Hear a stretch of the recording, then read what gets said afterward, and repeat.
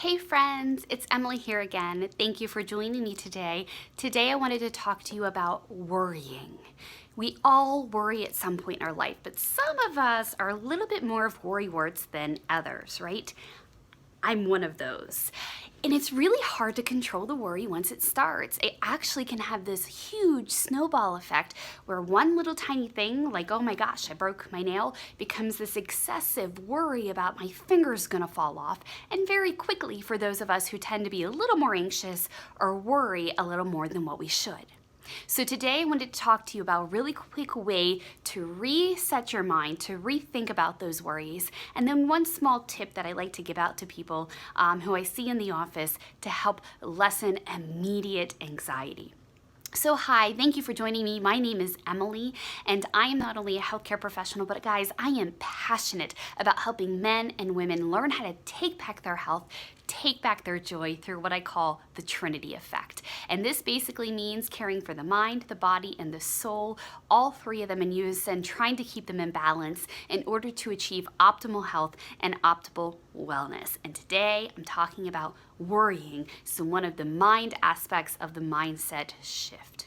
So a while ago on Facebook, I posted a video and did almost a little video like this in regards to the worrying. And I want to bring it up today because here we are on the East Coast where we're still in the midst of winter and cold weather. We can see spring starting to creep in, but it's not here yet. This is kind of when all of our vitamin D levels are at their all-time low. People are kind of crabby, they're grumpy. We're really anxious for warm, sunny weather and to get out of our houses. And this is a time where not just stress and frustration and irritability can come to a head, but also anxiety and worry because we've been trapped inside all winter.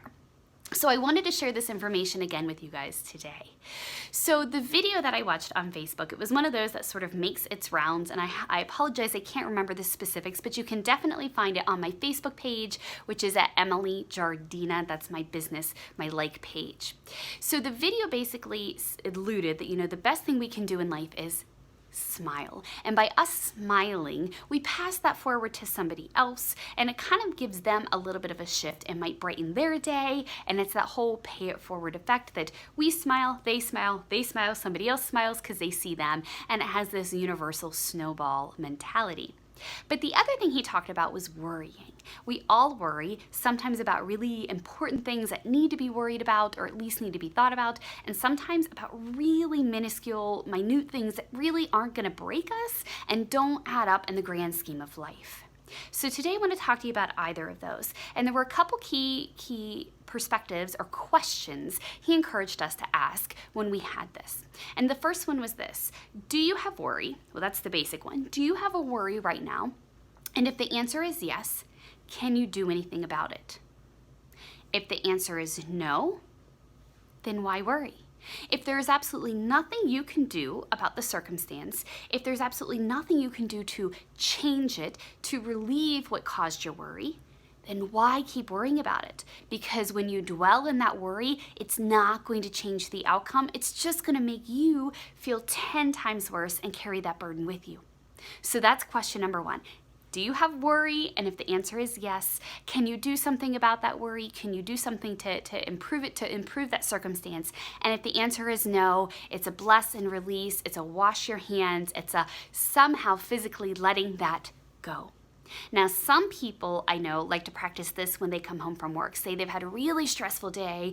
If you're in the healthcare profession, as I am, sometimes you really worry about your patients, even though you think the best job you could for them. But still, at the end of the day, whatever it is that you do, you can come home and feel worried about how you did the day, about how you handled things, or stressed. Some people, in order to get that physical worry off them, because there's nothing you can now do once you are home, is that they rub an object on the outside of their home. That could be a lamppost, that could be a leaf on the tree, the same leaf every day. That could be a broom that might be sitting outside, that could be your railing. It could be anything outside that home that will constantly be there. That's a very physical reminder to rub, to touch that object and release that physical worry, that worry onto that. So when you step into your home, all the worries of that day, all that stress is now behind you because there's nothing you can do about it from that point on. All right, so that's one tip to help with getting that worry, releasing that worry, release it, release it. So the next question is, again, do you have worry? The answer is yes. Can you do something about this? And if the answer is yes, then do it. And why worry?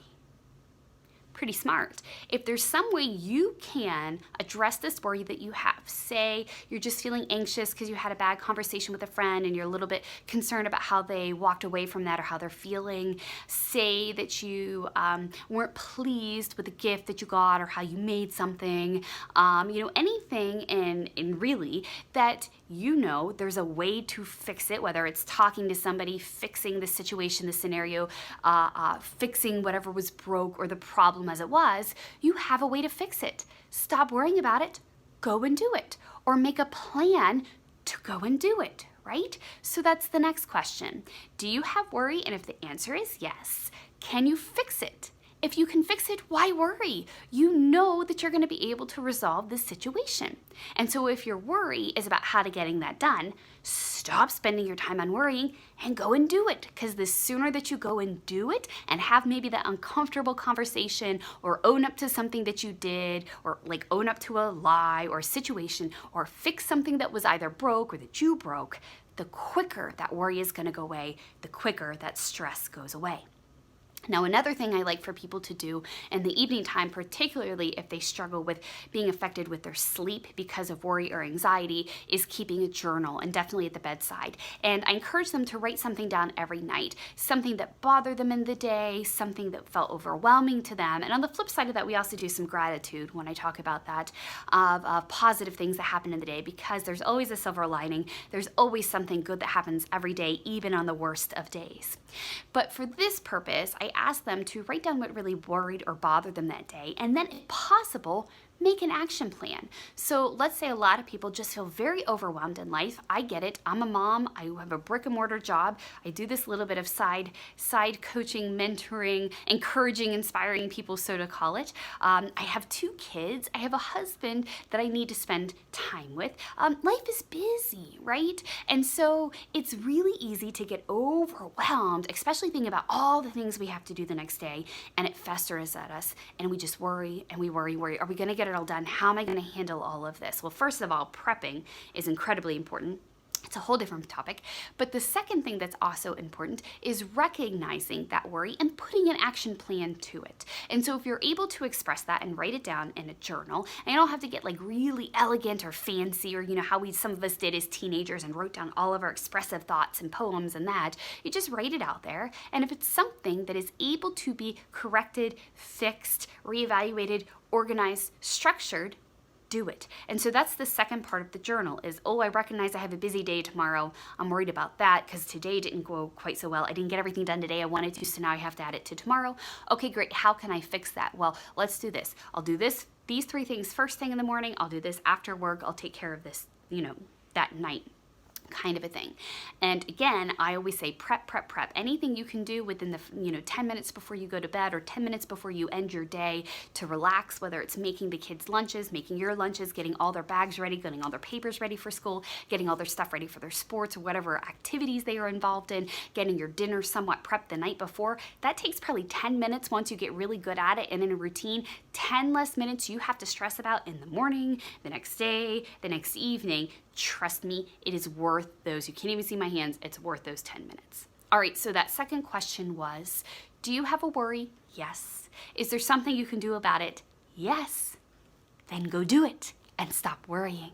And do it now, even if it's uncomfortable, even if it's awkward. And again, using a little bit of journal writing to figure out what it is exactly you're worrying about and putting an action plan to that. So even if it has to be a stepwise fashion of getting things done to get the worry off your mind, you've at least got a plan in place. Now, the last thing I want to talk about is another way when you're in the midst of something just very acute or abrupt happening where you can just feel that anxiety escalating. And this is a little different than worry. This is more for pure anxiety, which happens to a lot of people for no good reason, or people who struggle with anxiety, long term.